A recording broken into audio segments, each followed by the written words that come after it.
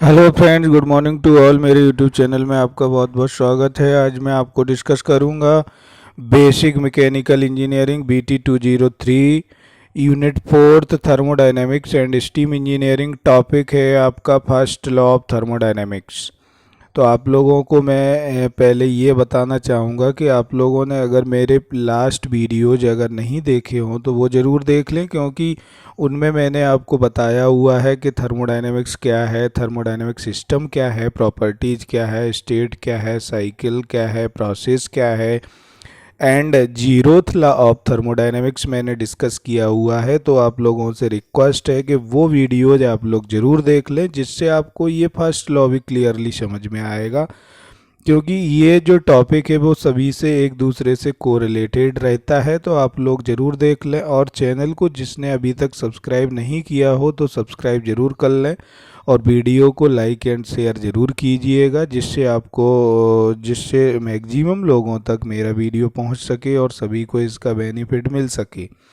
और आप लोगों से मेरा एक हम्बल रिक्वेस्ट ये भी रहेगा कि वीडियो को स्टार्ट से लेके एंड तक ज़रूर देखें, जिससे आपको पूरा टॉपिक क्लियरली समझ में आए। तो चलिए स्टार्ट करते हैं। फर्स्ट लॉ ऑफ थर्मोडायनेमिक्स क्या होता है, बहुत ही इम्पोर्टेंट है। आरजीपीवी के पॉइंट ऑफ फाइनल एग्जाम के पॉइंट ऑफ व्यू से बहुत ही इम्पोर्टेंट टॉपिक है। आरजीपीवी एग्ज़ाम में आता ही है एग्ज़ाम ये वाला क्वेश्चन, तो ज़रूर आप लोग इसको ध्यान से पढ़िएगा। तो फर्स्ट लॉ ऑफ थर्मोडायनेमिक्स का जो स्टेटमेंट है वो क्या है? It states that heat is a form of energy and thermodynamic processes are therefore subject to the principle of conservation of energy.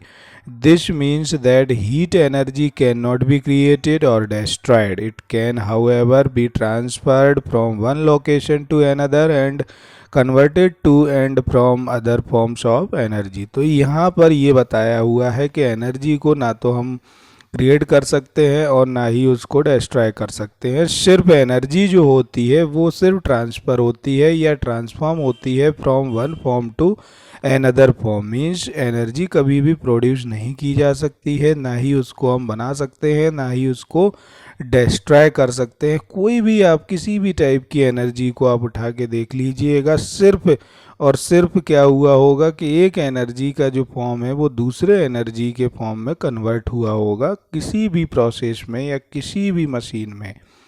तो ये फर्स्ट लॉ ऑफ थर्मोडायनेमिक्स से बोलता है। आगे इसका स्टेटमेंट हम और देख रहे हैं।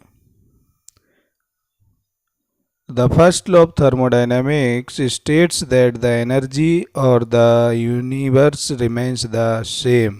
Energy of the universe remains the same, though it may be exchanged between the system and the surroundings. It cannot be created or destroyed.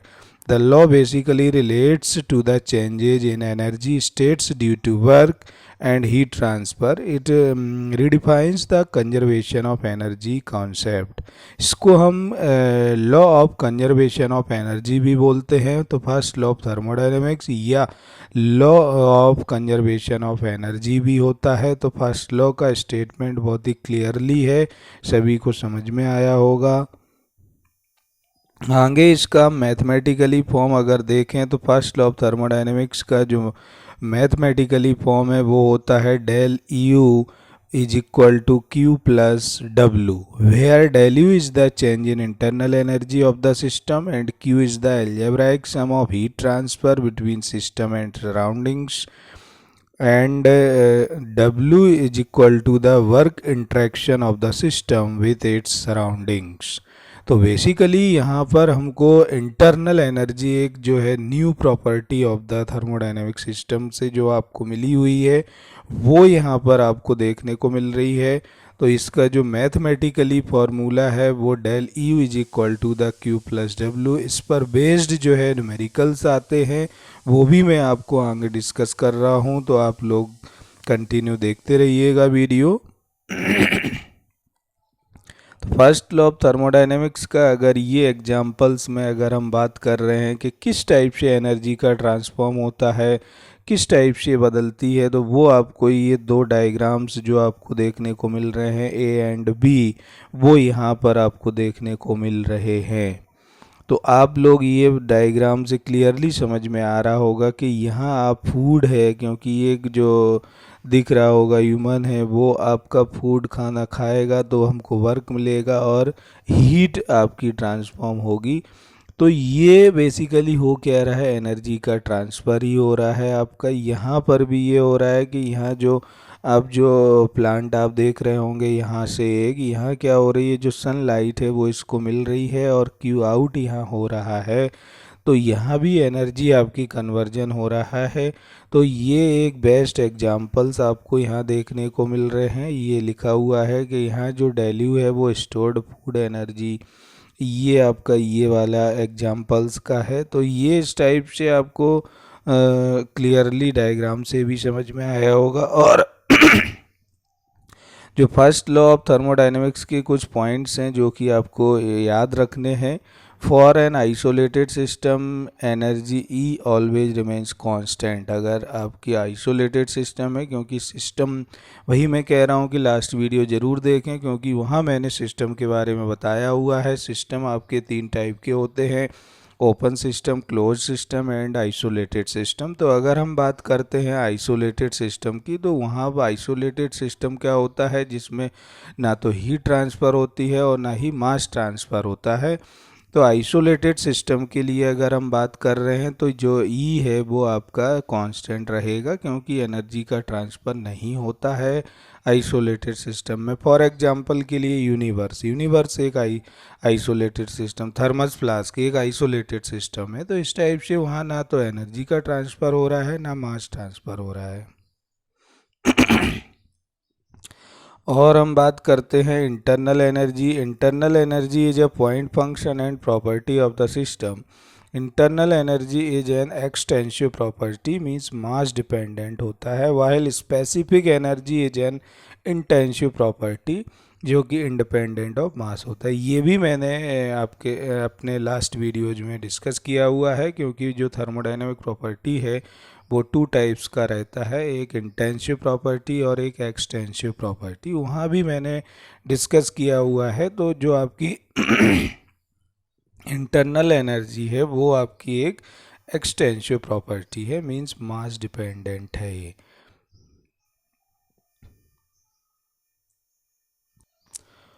Next point की अगर हम बात करें तो for an ideal gas the internal energy is a function of temperature only. तो internal energy जो है वो आपका टेम्परेचर का फंक्शन होता है। तो ये कुछ पॉइंट्स थे जो आपको याद रखने हैं। अब हम बात कर लेते हैं यहाँ पर एक छोटा सा न्यूमेरिकल, जो कि थर्मोडायनेमिक्स के फर्स्ट लॉ पर बेस्ड है। जो फार्मूला मैंने आपको बताया हुआ है वो ही आपका डायरेक्ट फार्मूला बेस्ड है। तो ये क्वेश्चन आप लोग एक बार ज़रूर देखें। A gas has constant pressure in a system. There is a loss of 45 joule of heat in the surroundings around the system. 450 joule of work is done onto the system. Find the system's internal energy. तो आपको formula मालूम है कि del U is equal to the Q plus W होता है, उसी फार्मूले पर बेस्ड है। तो यहाँ डायरेक्टली ये सॉल्यूशन यहाँ बताया हुआ है। ये फार्मूला मैंने यूज किया बाय द ये according to the first law of thermodynamics, del U is equal to the Q plus W, where Q आपको गिवन है 45 जूल एंड W भी आपको गिवन है 450 जूल। तो यहाँ से इसमें हमने वैल्यू पुट कर दी है, तो आपकी सिस्टम की इंटरनल एनर्जी कैलकुलेट हो गई है। तो इतने सिंपल टाइप के आपके न्यूमेरिकल्स आते हैं फाइनल एग्जाम में भी। तो ये आप फर्स्ट लॉ ऑफ थर्मोडायनेमिक्स से न्यूमेरिकल्स अगर बनते हैं तो आप ये बना सकते हैं, बहुत ही ईजी क्वेश्चंस होते हैं। अब हम बात कर लेते हैं limitations of first law of thermodynamics. तो यहाँ पर थर्मोडायनेमिक्स के कुछ लिमिटेशंस हैं, वो आप लोग ज़रूर देख लें, क्योंकि जब लिमिटेशंस हैं तभी आपका सेकंड लॉ ऑफ थर्मोडायनेमिक्स आया हुआ है। क्योंकि जीरोथ लॉ के भी कुछ लिमिटेशंस थे, जिसकी वजह से हमारा फर्स्ट लॉ आया हुआ है, और फर्स्ट लॉ की कुछ लिमिटेशंस हैं जिससे सेकंड लॉ आया हुआ है। इस टाइप से ये बनते जाते हैं, या हम कहें utility of the second law of thermodynamics. तो वो limitations of first law of thermodynamics ही हैं। तो फर्स्ट लॉ के जो लिमिटेशंस है, फर्स्ट पॉइंट अगर हम बात करें, it does not explain the direction of process means no given direction of flow of heat. तो फर्स्ट लॉ आपको ये नहीं बताता है कि जो हीट का फ्लो हो रहा है किस डायरेक्शन में हो रहा है, तो ये हमको यहाँ से नहीं मिलता है, तो ये इसका ड्रॉबैक है।